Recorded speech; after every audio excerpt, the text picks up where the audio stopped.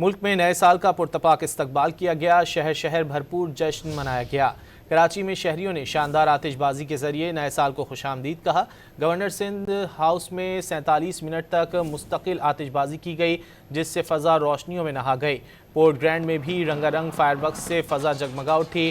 نیا ناظم آباد میں ہزاروں شہریوں نے اس شاندار جشن کو دیکھ کر خوشی اور مسرت کا بھرپور اظہار کیا۔